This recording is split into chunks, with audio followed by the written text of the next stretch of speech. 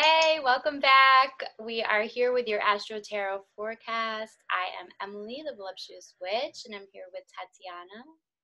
Hi, everybody. We're so happy to join you again for another lovely week of astrological drama. This is true. We're really excited to be back. It's a big week. We were just talking, before when we were kind of like recapping, and it's a really big week. And it's like the thing with these big astrological events, like if you're watching this, you probably are savvy enough that you already know tomorrow, Monday, it's a full moon, and also a lunar eclipse. And the eclipse will actually be exact in West Coast time in PST at 11:11 a.m. So that's kind of like a cute little detail. So adjust for your time zone. That's when the eclipse will be exact. And it is a major astrological event. And then sometimes it's good to keep in mind that the eclipses happen every 6 months. So if you have thrived through, take however many years you've been alive, multiply it by 2, that's how many eclipse seasons you've already survived and thrived through. So yes, it's a big energy, but also it's not scary. It doesn't have to be scary. I think that's really good to keep in mind. It is very manifesting, though. It's a really important time to be aware of our thoughts. We can't always control our thoughts. The first thought we can't control, right? We might think a thought, but we can control where we go next or what we do next. And so because the energy is so manifesting, it's a good time to be conscious of what we're aligning with and just be aligning where we want to go. Ashe, yes. Yes. And I've been finding myself, sorry, I didn't want to. Yes, please. Something really, really helpful, because you're right. It's like we can't always be on autopilot. No, we're always on autopilot, so we can't be always like 100% Buddha monk mode, really conscious of everything that flows into our brain. So when I do happen to notice a thought or a complaint or a worry that I don't like, I've heard the tip to use cancel, clear, delete, and just think cancel, clear, delete that thought, and then automatically just replace it with something else that you want to manifest. So it's not like you feel helpless or you feel even more guilty because you are thinking these things and you were trying to go on a straight path towards being like super in alignment, which is like impossible. I mean, we have to be realistic with that. But that helps also to mention that during this time. And it's been like for me, like, cancel. I'm like reprogramming my brain, Yeah, because it is a very important time, most definitely. Definitely. Thank you for that, though. It's true that there's a lot of wisdom in that. And it's also like we're remembering that we're the driver. It's sort of like things come up on the road, but if exactly what you said that's really useful. And I think especially because the full moon is an emotional time, emotions are heightened. And so keep that in mind, that there's going to be a lot of people in your world, and maybe even you, maybe even me, I don't know, who have a moment, and so just to remember that it's not necessarily personal, and we want to de-escalate sometimes if things aren't, going the right way. So our emotions aren't bad, our emotions aren't scary, but if we're aware that we're in an emotional time, we can kind of work with that a little better. And the major thing I wanted to share that I think is really important is, so 2 planets that are interacting with the sun and the moon. So when we have a full moon, the sun and the moon are opposed. They're in opposite signs. In this case, the moon in Aquarius and the sun in Leo. And we have planets that are aspecting them, that are interacting with them, that are at a similar degree. Jupiter and Pluto are 2 of those. So Jupiter is gifts and luck and abundance and expansion. And Pluto is intense. So Pluto's a lot about psychological depth, death, rebirth, regeneration, phoenixing, sex, and like the shadow. I know sometimes that's can mean a lot of things, but that is an association of Pluto. So these planets are interacting with the full moon eclipse, and they've actually been dancing together for 9 months. So an exercise that you can do is to look back, set aside a little time and look back at what was coming through around November 24th, 2016, around March 30th, 2017, and around August 4th, 2017. So just a couple of days ago. Those were the 3 Jupiter-Pluto squares.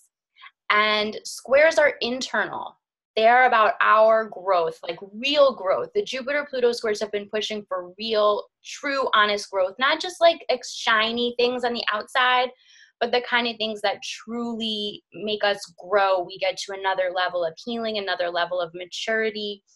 So it's about 9 months we've been in that process, and they're interacting with this eclipse. So this eclipse can really bring like a climax, a culmination, highlight the growth you have done, and potentially also maybe highlight a little piece of what is still left to grow or still left to heal. And so a challenge that pops up around the full moon eclipse, that's a really good way to look at it. And a beautiful thing, a reward that pops up, that's also a good way to look at it. Like it's all kind of in alignment with this growth that we've been doing. The astrological events aren't isolated. So I really wish you well with that. I think it'll be really interesting. This has been, I think, really the most important aspect of the year. So it's important. The full moon should really have a big, powerful, bright energy for reflecting on that.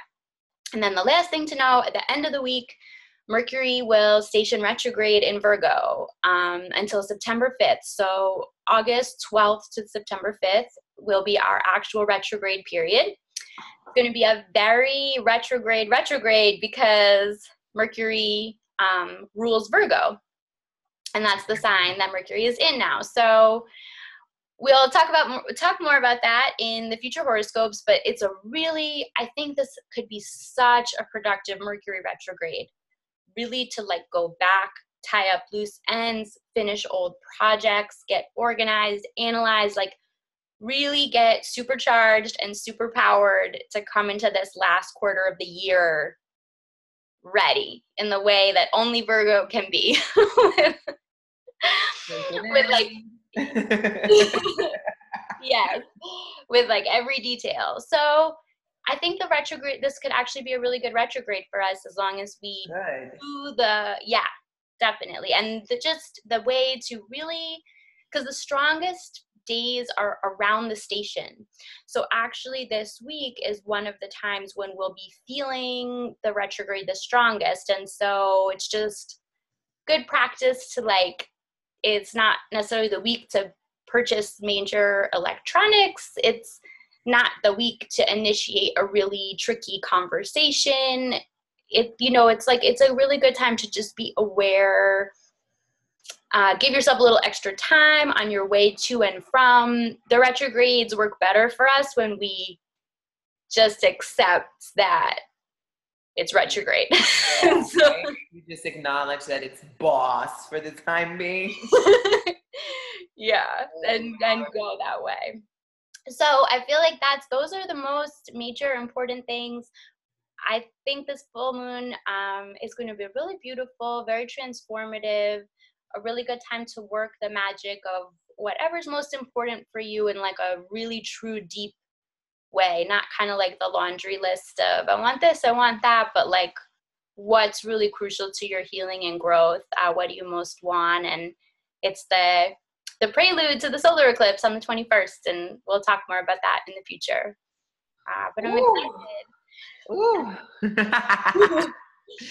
Rock. So that's really super encouraging. I always appreciate the way you put things into perspective, because I was chatting with Emily prior to this video. It's just like we're getting a lot of hoopla about these two eclipses and the full moon and everything in between, because there is a lot that's going on. So it could be a lot of just rhetoric, a lot of information, a lot of drama in between, where it's really causing people to panic or freak out. But once we break it down into something that's scalable, into something that is tangible, we can really integrate into our lives and just bite it down into fine scale pieces, then, you know, it becomes much more manageable, and we can sigh a sigh of relief, being like, okay, I could totally handle this. But that being said, I'm going to just go ahead with the tarot like we usually do, week to week, and see what, okay, so is it good to frame it as blockages? I guess so. What limitations we can expect from this particular aspect that we may not be mindful of, but it's like knowing, like we just mentioned with the retrograde, when you're aware that retrograde is coming, you can kind of make room for it. You can prepare, you can navigate around it much more easily. So same situation here. So don't mind me, I'm going to be clearing the cards, asking spirit for the highest good of all involved.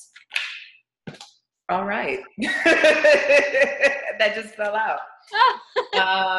What limitations can we expect? And I want clarification on this card that just fell out. Spirit, what could we be mindful of that we may not be savvy of in the present moment during these aspects? And we just need to be aware of this. Interesting combination, because that can be like a total blow up in our face, and for good things too. So a card did fall out, and I don't disregard when cards fall out, even before we ask a question, because I feel like Spirit's like, girl, you don't even have to finish. Like, here you go. This card is the Queen of Wands, and generally she's one of my favorite characters. I guess if we break down the tarot astrologically, you can associate her with a Leo sign or any fire sign. She does embody this, ¿cómo se dice? Vibrancy, this intense vibrancy inside that she radiates to the world around her. If you notice very carefully, there's a black cat that's in front of her. And we would say that this black cat is very symbolic of her mysticism, of her magic. So she's like a low-key witch, you know, and a lot of people disregard that little symbology when they look at that. But low-key witch who's also very much protected by the other realms. So don't disregard the aspect that you have a bunch of resources that you can use at your disposal during this time. And they're also playing a role here, whether that be on a multi-dimensional level, or, you know, the spirit realm, and you know, your emotional bodies, your etheric bodies, whatnot. They all play a role in what's transpiring, and they're all transforming at the same time as well. So the Queen of Wands, generally, she's a go-getter, okay? She cannot be stopped. She is all about initiating change. She's all about going out there and manifesting what she wills. She enters a room and you can feel her energy from a mile away. She's very charismatic. She's very loving. She's very charming. She's highly magnetic. So it's very easy for her to manifest things at will. And she has no doubt. The confidence is just on an all-time high. When we're seeing the Queen of Wands, sometimes this involves arts, sometimes this involves entertainment, media, public speaking, anything where she can be seen. But being that this is somewhat of a limitation, a blockage, it could be that for some people, this may be overbound. So you might go above and beyond with this energy, or you might be not grounded enough to be humble, to be aware where you're being a little bit egoic, so to speak, or you're taking advantage of your power. If you are super in alignment with that, another blockage could be is that you're not actually utilizing this at your disposal, and you actually have to show up more as this character. You have to show up in believing in yourself and believing in your power, and really just saying, this is the energy I want to project out into the world, rather than absorbing what's out there and living on autopilot, like we mentioned before. So Queen of Wands, super radiant, can make things happen for herself, and is more of a leader than a follower, most definitely. With that fire is the element of spirit, spiritual development, initiation. So what do you need to initiate that you're most likely blocking? And how can you use magic at this time to help you out? Because there might be signs, there might be obvious signs, like I said, this little cat's always around her. So whether this is from your spirit guide, your intuition, maybe tools that you have at home that you've been gravitating to, but you haven't really quite dived in. Just as this video can be a tool, a magical tool for you, what does this inspire you to do? Does it inspire you to reach out? Does it inspire you to act out? Does it inspire you to change your vibration, your energy in any way? Because the Queen of Wands is so dynamic, she kind of reminds me of a rebirth in some way. The sunflowers around her, that's kind of like some inner child that's deciding to like bloom authentically and be raw and just shine, because that's what it does best. So just bear that in mind, that this is coming up again as a blockage. So for some of us, we may not know how to handle such intense energy, and this is the way to do so. Or for others, it could be the case that you're doing too much. You're being too much like the Queen of Wands, because that could be the downfall as well, where it's just like me, but I don't want to acknowledge other people who are on the same brainwave, you know, because it's just me. You know? Make sure you don't burn anybody with your fire, in other words. Yeah. So the clarification on that card, because I just wanted to be sure that that was something that Spirit wanted us to go through, is to use that sort of fire intellectually, because we're getting the Ace of Swords. So we have this gateway, this portal that's opening up to us that can be really, really a portal of empowerment and progression and power to manifest things really at an all-time high. But we have to be intelligent about it, because the Swords rules the mind and the intellect. We have to be very clever. It can't just be impulsive moves, which can be associated with fire sometimes. Sometimes fire is just like, I want to do it when I want to do it. I feel it. I feel inspired. Boom. But like, what are you burning down along your path? What's your aim? Like, is the fire warm and comforting, or is it going to cause 8-degree burns or something? You know what I mean? Yeah. So the Ace of Swords can come in generally with a lot of innovative ideas, leadership, you feeling like you need to step up to the plate with all these thoughts and these intentions that you've been marinating on. Also clearing, that can be a card of cleansing, clearing your path, being super honest, working on your throat chakra. It's not only vocal, but it's expression in all forms of the word. So whether that is written expression or artistic expression, sexual expression, especially with the Queen of Wands, it could be sexual expression and how you see sexuality, how you see yourself as a sexual being, how that translates in the physical world when you manifest things, and trusting that. Ace of Swords coming up as a blockage could mean that you're not thinking clearly, okay? You haven't been very mindful, and then that's the key word, mindful and astute and very meticulous and detail oriented, excuse me. So it's a good thing. It's kind of corresponding with the Mercury in retrograde, which is super, super Mercury-like because of the Virgo. And it wants you to take initiative as a Virgo. It wants you to be super keen on all the fine details before moving forward with this energy, because that's just how you're going to most take advantage of it at this time. It could also be that you're going to be propelled to a position of leadership that you didn't quite expect, or you've been wanting but been holding back on. You need to take this. This is a change in your life.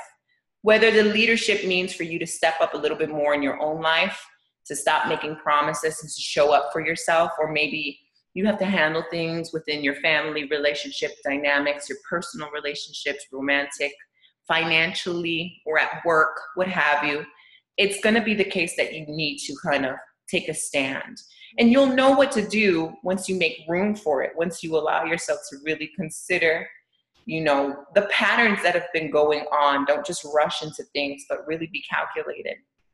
So that's what you need to watch out for as a blockage and how you can best maneuver that. Now let's see what's for our best benefit at this time. What's showing up as an advantage point?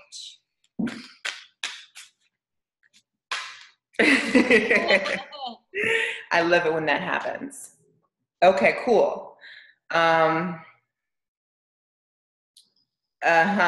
Okay. Give me a second because I have a lot of thoughts streaming in for some reason.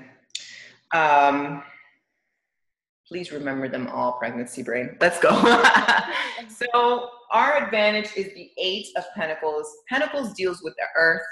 Pentacles deals with what's practical. It is also the sign of manifestation. Okay, manifestation has been a big word today.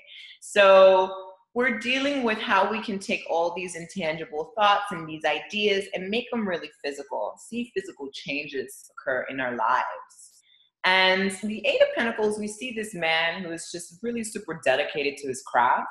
He is like day in, day out, slaving away to make sure that he's creating and perfecting himself and creating this wealth for himself, but also establishing kind of like a title of master of a master, master of his craft.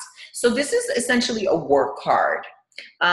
We could use this to our advantage because it may be a time for us to really learn a great deal of the world around us, of ourselves, or maybe you will feel motivated to work to perfect something in your life to make sure it goes the way you want it to go. And we do see a lot of positive results here. We see progression, we see growth.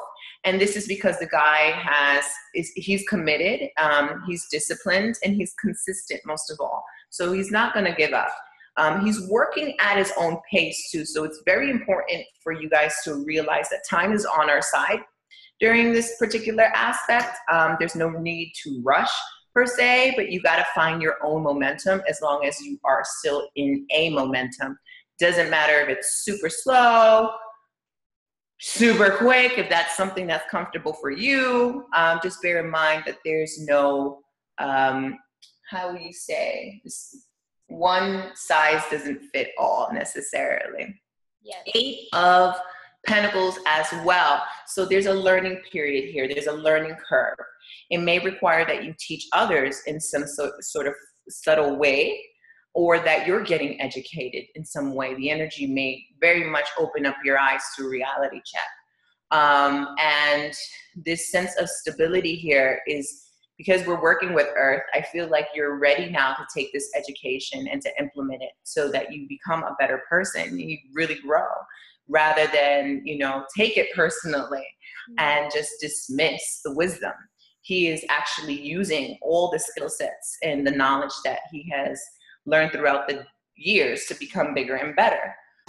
This can also represent renovation. Now, that came to me as I was staring at the card, renovation of the home, renovation or creating plans into the future.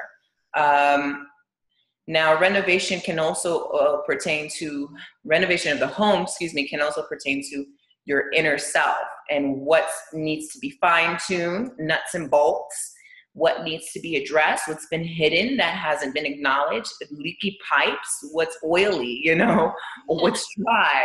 And it's really a time for you to start working on yourself for, acknowledge self-improvement. And you could get a lot out of that at this time. But also, again, it's also coming up that there are a lot of resources around you, free resources. Whether you're learning from other people's mistakes, whether you're watching educational videos such as this, whether you're going back in your diaries and you're revisiting certain things that you find you've ignored or you've forgotten about, dynamics within your family that are now showing up as like big signs.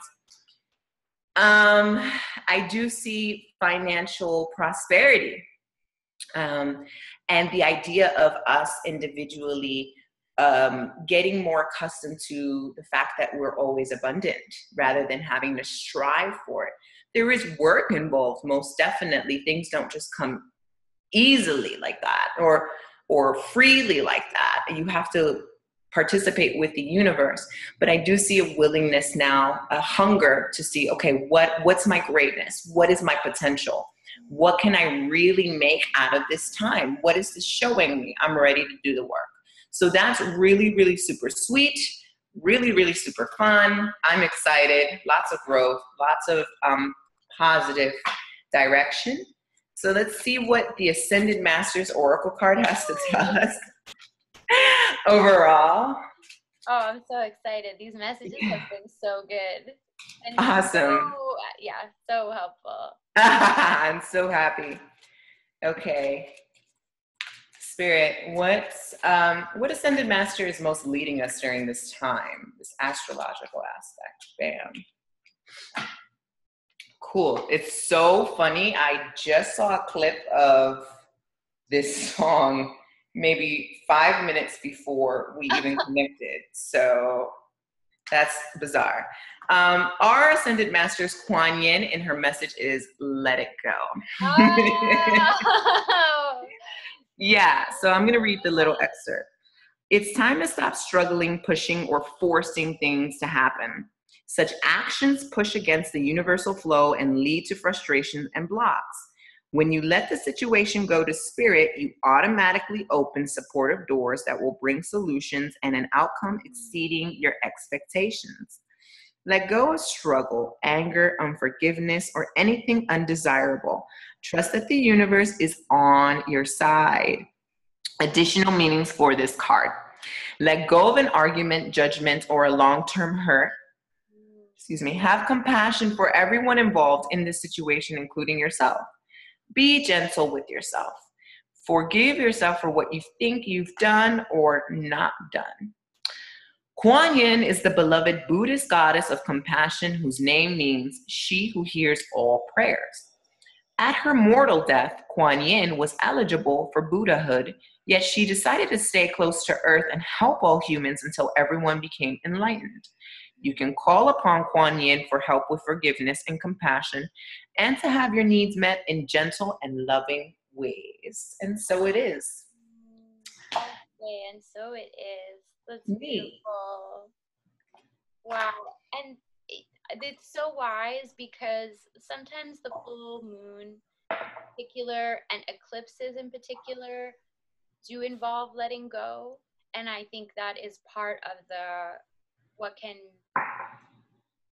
generate fear. You know, we live in this material realm. We want to hold on to things. We want them to stay as they are. And it can feel really scary to let go. And yet, if we really think about examples in our lives, like we've always had to let go of things, to let in, to allow so many beautiful things to come in. And yeah, there are so many levels of it, and being, you know, compassionate, the self-compassion. I loved hearing that, the self-forgiveness, being really soft. Yes, completely. To have, you know, that feeling of freedom. Like, who would you be? What would you do, knowing that like all is forgiven and all is well, and you did the best you could, and now it's time to do something new, to, you know, step into something better. It's really, really beautiful. And what was so wild to me is the Eight of Pentacles is literally a card of Virgo. And as you know, I forgot all about that. I mean, you described it exactly. Everything you said, everything you channeled was like exactly. But I'm like, that's amazing. And what was really amazing too is that Ace of Swords and Queen of Wands, like that is an Aquarius Leo dichotomy. You know, Aquarius being the air and Queen of Wands being the fire. Yeah. So wow. There's so many layers. So I just love like you said it all. You said everything, but just how amazing, like the layers and all the ways that the messages come through. I think totally. Yeah. I think in our lives this week, you know, the full moon, if you think about it, it's the brightest the moon gets. Like we see, we have vision, we have access to, you know, to sight. And so on one hand, let's not act up. Like if emotions run high and like we want to post something crazy on social media or something, it's like it's like things we do will be seen. That can totally be the Ace of Swords in as a negative aspect. Is also, and you mentioned us receiving visions. That can be Ace of Swords, receiving all this information, all these downloads, but on a negative level. Not a negative level, limiting level. Either you're not integrating it, you're not being receptive to it, or you're going buck wild on social media and you're using your throat chakra, you're using your expression, but it's not really a value to yourself or to anyone. It could just be that me, I'm in my moments, Queen of Wands situation where it's like, sit your ass down. Yes. This will be interesting because social media is like the best reality TV show It is. ever. It truly is. Yeah, so it's like we're all of that, and it's heightened. Like we will be seen. We will be seen in our actions. So knowing that and trusting that, it's like it's a good guide. Like, how do we want to be seen? What do we want to send out into the world this week? and to be, to be open to receiving messages. I think that will be available to us, and that are guiding and will be really useful for what intention we want to set when the solar eclipse comes. Sometimes we need to see it all, see more of the picture before we can know what where we want to go. So thank you so much, Tatiana. So thank beautiful. you, my love. This is awesome. It's so good. I love it so much. And I really hope, this is useful for you and guides you in really working your magic. I mean, that's what all of this is. Mm-hmm. Ashe. That's what all of this is about, truly, because sometimes Whoops. that is, see, Okay. our own magic already popping off. And there's so much of it. It's moving the computer. Everything is, so much is happening. But just as a little side note, is sometimes when we're really into the astrology and obviously I love astrology. I'm an astrologer. I'm all about it. I'm into it. But it should never be anything that disempowers us. Like if we're reading something and it's making us think our options are limited, or like this is absolutely going to happen and we can't stop it, or things like that, it's a little bit of a warning sign we're not quite going on the right track with it. It's not that we can make anything into anything we want, but it should be something that empowers us to be our best self, to work our personal magic in the world. So all of it is for you to take and really use, in your channel. And only you know exactly, what that is. You and your guides know exactly what that is. That's perfectly said. Absolutely. Take it and use it the way you want to use it for yourself, Yeah, definitely. And so I think, I wanted to quick mention, if you want to stay in touch, I forgot to say it last time, a good way to stay in touch with me is you could get on my mailing list, and I'm going to be sending out some horoscopes and some information this week that will only go to the list, and I'm excited about it. I really want to share it with you. So it's really easy. You can just text. The number you text to is 66866. 66866. That's so dope. Yeah, and the word you text is magic.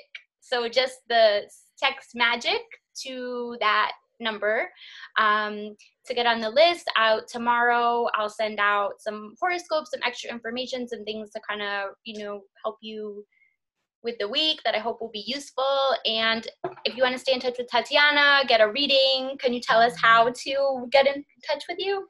Most definitely, you guys can go to my website, www.myurbanillumination.com. And if you want a book, please reference the Book With Me tab and read it. There's a lot of information as to how you can book long distance sessions or in-person sessions. And it's all there. It's all on the site. So if you have any questions, feel free to email me at urbanillumination@gmail.com, and follow us on our social media tabs.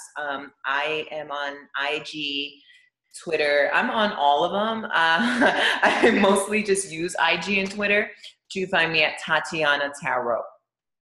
Tatiana's social media master. Really, on all platforms, it is definitely worth following Tatiana Tarot. And you can find me, The Voluptuous Witch, on IG, on Facebook, and my website is thevoluptuouswitch.com if you want to read and about a little bit more about what I do and book a session, that kind of thing too. So we would love to offer you additional guidance if you're wanting that, if you're wanting a reading and to kind of stay connected to what we're doing throughout the week. It's so good to be with you. And I'm so excited to be back next week with more. I know, we're so stoked. We love this. Thank you so much, Emily. You're the best. Thank you, Tatiana. Love you. We'll see you soon. Bye, guys. Bye.